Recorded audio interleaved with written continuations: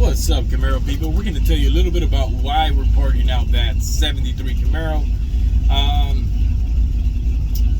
It's just a bad build. It doesn't make any sense. It's way too much money for what it's worth, and I'm just better off in buying a better start. Initially, when I got it, I was super stoked. I was excited. I bought it without seeing it, so I just paid the person and said I'll go pick it up. Once I got there, like, I saw some of the rust, and yes, I was like concerned about it, right? But I got a good deal on it, so I just wanted to bring it back. And I mean, I drove 3.5 hours to get this car. Went with the dolly. By that time, I'm just like, man, I'll take whatever the hell I'm taking, man. It's not that big of a deal. I drove a long ass way for this, so we ended up taking it anyways, right? Had it parked for some time, but after checking everything, it's just a bad build, and it doesn't make sense as a builder to build it. I could get a better start of a Camaro if I just spend a little bit more and just get a better start. Let me tell you a little bit about why. So this Camaro, it has rust literally everywhere, like in all angles, everywhere, up, inside, outside, floors, everywhere. And the places that it has in, some of the places aren't a big deal, and I saw that and I was okay with it because I could just buy sheepskins, but a lot of the places were kind of just changed my mind about the build. So the wheel wells in the inside of the quarter panels had rust. That was probably one of the ones that I was like, I really don't want to fix this. Then the quarter panels had some rust on it as well, which the quarter panels, that's one of the easiest ones to switch, just because you can buy sheepskins and just put them on, right? So I wasn't too worried about that one. The trunk was completely gone, and some spots in the floor pan as well. So like, if it just had quarter panels and some rust spots on the floors, I would have swapped it out. But it's like the whole shit. I'm not really trying to spend that much time into it. And I mean, the cool thing is if I get stranded with some holes on the floor, I could just Flintstone my way back home, right? But yeah, those were some of the rust spots, and I wasn't too concerned about those at the time.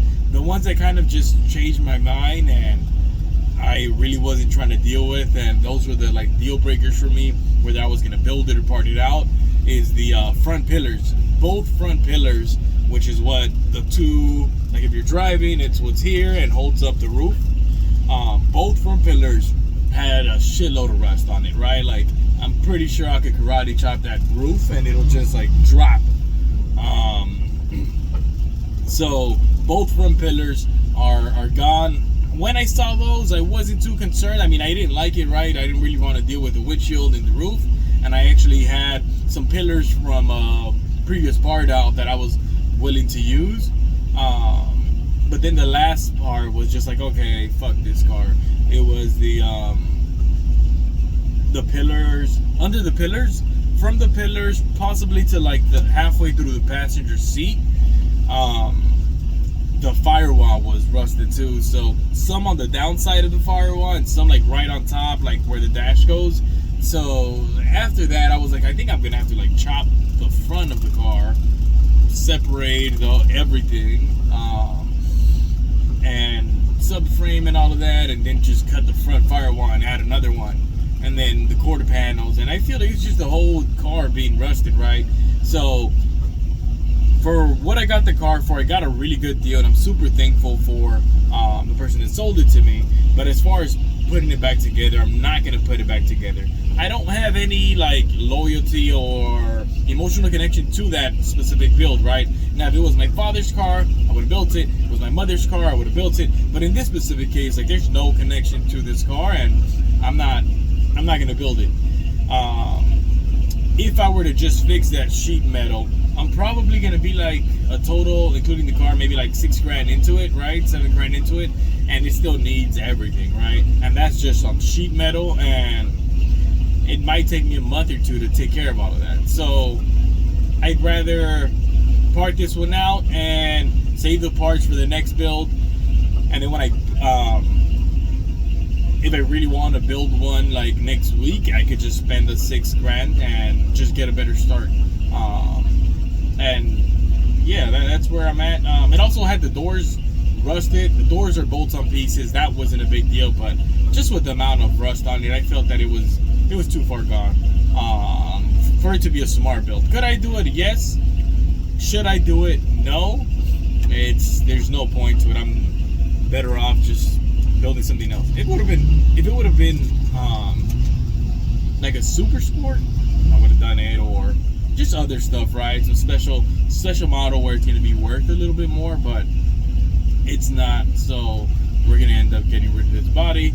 The good thing is though that a lot of these parts aren't just like tossed and forgotten, right, or crushed. After I part it out, a good amount of people end up buying the parts. For example, the fenders went to a good buddy of mine.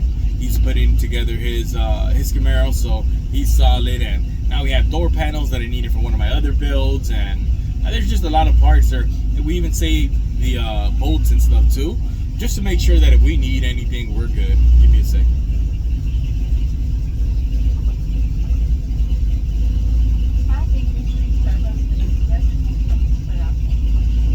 No, nothing to eat. Thank you, Destiny. Let me have a brown sugar chicken espresso. Venti.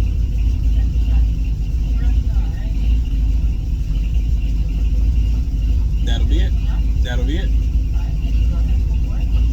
Thank you. So yeah, that's why we're parting it out, and it's solid. As a part out, it did have a dope motor in it, which has a 400 block. So that specific block, we're gonna end up putting it in someone else's 84 Camaro that they were struggling with their motor, and their motor wasn't good. So it's gonna save a few other Camaros that would have been abandoned or junk since. So those are the main things that kind of deterred me from building this car. In terms of just other like things that I was just like, it's just too much, it's a headache. I also have no paperwork for this car in Los Angeles County, California. It's not that easy to get. It's not that easy to get paperwork for a car that you have no paperwork for.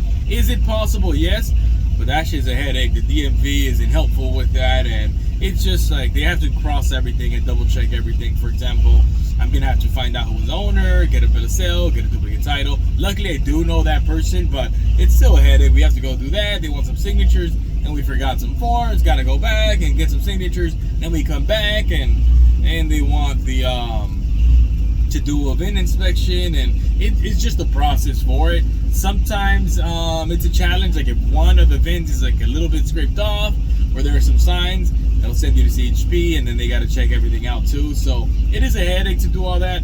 I'm not trying to deal with that when I could get rid of all that headache by just buying another build tomorrow. So that's why we're parting it out. So if you do need parts, let us know. Comment in the section below what you think about this part out. Should we have built it? Should we have parted it out? I'm parting it out. You won't offend me by saying what I should have done, or if you would have built it. I'm pretty strong on any car builder that would have seen this car would have changed their mind unless they had some type of connection to it. It's just way too much rust. But I'm curious to know how many people would have built it. So comment below if you built it, and if you need parts, DM us on Instagram. That's our best way to communicate with us. Peace.